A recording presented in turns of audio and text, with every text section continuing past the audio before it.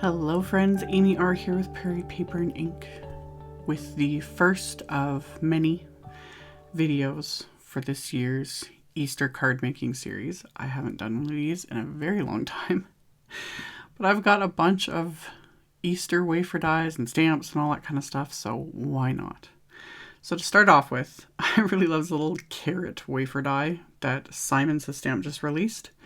So I wanted to do some just playing with my Distress Oxide sprays. These backgrounds I create, you could totally do with just, if you have just regular Distress inks, or the Distress Oxide inks, or Distress sprays. You just get different sort of looks, you know, depending on the product. But with something like this, it'll be somewhat similar, because I'm not doing anything too fancy. I'd mentioned this in a previous video. When it comes to like ink smushing and splattery type backgrounds like this, if you're very intimidated by it, or if you find that things like to go really muddy, etc., stick to either just one color or similar colors. So here I'm using two, but they're similar. I'm using Carved Pumpkin and Crackling Campfire, and I just sprayed the sprays onto my non-stick craft mat. I used way more spray than I needed, even though it was literally like 2 sprays. But I'm only using half a sheet of the little 4 1/4 by 5 1/2 distress watercolor paper, because I didn't need very much. And I find with me a lot of times, if I do, you know, if I'd done a full sheet or done like, you know, multiple backgrounds of these colors, they'll get set aside and then I forget about them. So anyway, always experiment, see what works, see what doesn't work. So I did this background with the oranges, and I did lots of layers. I've super sped this up. I was literally just seeing how many layers I could do. Because that's the nice thing with similar colors, you know, doing just oranges, just greens, just blues, whatever. You can add more layers, whereas with other colors, they'll start getting, if you're mixing multiple colors together, it can go muddy very quickly, which I'm actually going to show. Because the orange and green turned out great. With the greens, I did Mowed Lawn and Rustic Wilderness Distress Oxide sprays. Love that combo. I love the texture I pulled off with the greens. It was fun, honestly, and my hands are still stained. My hands are so stained, but it comes off quite quickly, especially nowadays with the amount of like extra hand washing and hand sanitizer and all that stuff. It does come off. If this type of technique, though, does get really messy. So if you really don't like ink on your hands, just wear some gloves and it'll be good. So I did those 2 backgrounds. And then with this one, I'm using 3 different colors. So I have Scattered Straw, Broken China, and KITSCH Flamingo Distress Oxides. And this is where like these colors can meld really nicely, and you can get, you know, a little bit of orange, a little bit of green, a little bit of purple. But they can very quickly become mud. And I mentioned it in a recent video because I've just been playing a lot more with my oxide sprays. I find with the sprays, because they're obviously just like liquid form, things can go muddy a lot faster than I've found with my, you know, just my regular Distress Oxide inks or my regular Distress inks. I think just, and that also me contributing to it because I have a heavy hand. I've mentioned this before. I can't go light, you know, just a little bit. It's like tons. So I didn't do really much layering at all with this one because it would start turning that gray sludgy color. But I still loved, you know, I got the background, there's colors, it kind of went a little bit of rainbowy, which was fun. And then added a bit of water splatter and picked that up with a tissue and just, you get that texture. Again, these are, you know, any of your products, your inks and your papers and all that stuff, just experiment. It's fun to see sometimes what's going to happen. So with the orange and the green, I used the carrot wafer die. And then I used my embossing mat and plate that come with my Machine by Spellbinders. And I ran it through with just some random cheap white cardstock from my stash. I don't even have a label for it or anything. But I ran that through with the embossing mat and plate. So all it did was emboss that carrot wafer die, not die cut it. And then that way I could use that as a guide to do a very quick and simple fussy cut. This isn't actually fussy cutting because I'm not cutting on the line, I'm cutting inside the line. They look horrible. It doesn't matter. They're going to get covered up. but this just gives me a quick and easy base to adhere all the pieces to.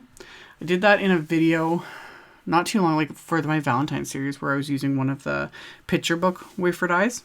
I used to show way back in the day, like I would trace them out and do all these different things, and I found the easiest way to adhere any sort of die that has multiple pieces that all fit in like this is to just emboss it onto a scrap piece, quickly trim it out inside the lines, and then you can just adhere the actual finished die cut pieces on top of it, and you're good to go. So that's what I did. So I've got my little pieces. I used my craft tacky glue, adhered it. The nice thing too with it being, with the scrap piece being embossed like that, is it also gives you a guide, you know, where to line things up, which with this was pretty simple anyway. But some of the other more intricate ones, you know, the little characters and different things, it does help to have those lines, which again, don't really show up on video, but I can see them. So I adhered all my little carrots. That multicolor background I die cut with the nested egg wafer die set that came out last year, the year before. It's been out for a while. So I used that to die cut some eggs and just figured out how I want to place these. I decided I'd do 2 cards since I had multiple carrots. Even though I was only doing little half pieces of that distressed watercolor paper, I got enough die cuts out of all of those to be able to do both card fronts. So I arranged them onto just white cardstock. And then I used some press and seal because I haven't adhered anything down yet. So I pressed the press and seal onto these images. And FYI, I did not let my backgrounds dry as much as they should have. They were still wet. I didn't realize, but I'm going to find out in a second. So I had flipped everything over, put foam dots on the back of it, and then I just flip it over and use my press and seal to hold it. And it's when I go to peel the press and seal off that I started pulling off the color. Lesson learned, but I'm not going to trash this. I'm going to fix it. It's kind of one of the nice things working with something like this that's already got like the texture and the splatter and everything. That's all I did. I just picked up more of the distress spray. I just used the distress oxide spray with the carved pumpkin color. I just used the one color and a little bit of water and a paintbrush and just kind of like splotched it on. You know, I'm not painting it fancy, anything like that. And that actually gave me the chance to kind of go in and add more little splotches here and there just to give more texture. So it's like, why not? The ink is sitting here. Why not?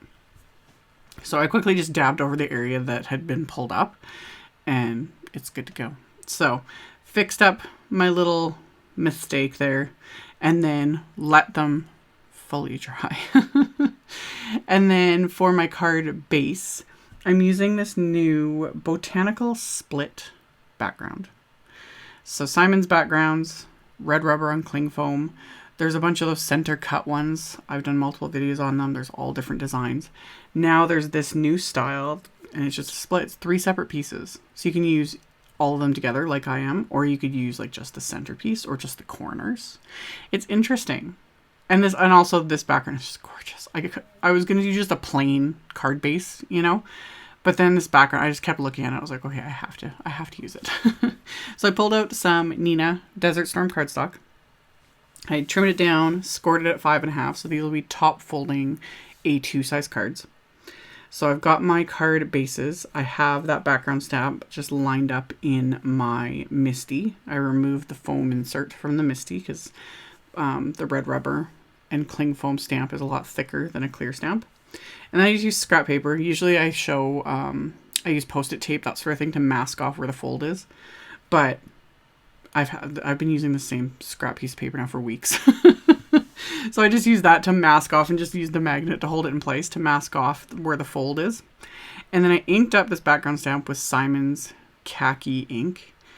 Khaki ink and Nina Desert Storm are just like a perfect match. It just makes me happy. It's a little more intense than just using Versamark. You know, you get that watermark look if you ink it up with Versamark or Simon's clear embossing ink. Khaki ink just gives it a little bit more than that, but yet keeps it still kind of neutral. And another favorite of mine is Cobblestone from Simon Says Stamp. That one's a little more like gray toned, but still also fabulous. So I inked up the stamp with that ink, stamped it onto the front of both of my card bases. And then once I've got all my card bases, like both my card bases stamped. I'm going to adhere my card fronts with Scotch foam tape. So peeled off the backing, centered that, got them adhered. And then once I have these in place, then I'm going to add some splatter. You know, I got my texture going and everything and the color with these die cuts, but I just couldn't not add more splatter. So I'm using my Starry Nights palette by Gonsai Tombi and the like typical gold shade that I use the most. Added a bit of water to it. Yes, you have to swirl it around really, really good to get all that pigment and everything, you know, mixed up really well. And then in my splat box, just picking up that metallic color and splattering it. I went a little heavier than I originally intended. I was only going to do a few splatters, but I really like how it looks. It's one of those things, you know, got the colors and then the gold just kind of sets it all off. So after I added all that splatter, of course, let everything dry. Oh, and this is what I forgot to mention. With those backgrounds, with the Distress sprays, whether you use the Distress Oxide sprays or the Distress Oxide ink, they do have that chalky finish to them. I don't mind that at all. It doesn't bother me. I kind of like the look of it. But a lot of people ask about this, about like sealing it. You know, do you use any type of sealant or anything to, you know, prevent that chalkiness from coming off? You could use microglaze, and I'll link to it with everything else. The only thing to note though, if you add microglaze to that sort of a thing and then you want to add splatter afterwards, the splatter could not necessarily stick in a sense. Like it'll sit there, it'll take forever to dry because it's not going to absorb into the cardstock because of the microglaze. But yeah, it would still technically work once it fully like dries, but it's a little iffy. And I like almost never use my microglaze unless I'm doing a specific technique. But anyway, just thought I would mention that. So I used the Easter Wishes sentiment strips. Absolutely obsessed with the sentiment strips that Simon's been releasing. They just, I don't know, I just like it. So much more convenient, and especially like the black on white, because when I stamp black on white, 9 times out of 10 I end up smearing it and having to redo it. So these are just so nice. I can just trim and adhere and be done, and that's what I did. I trimmed them, adhered them, and these cards are complete.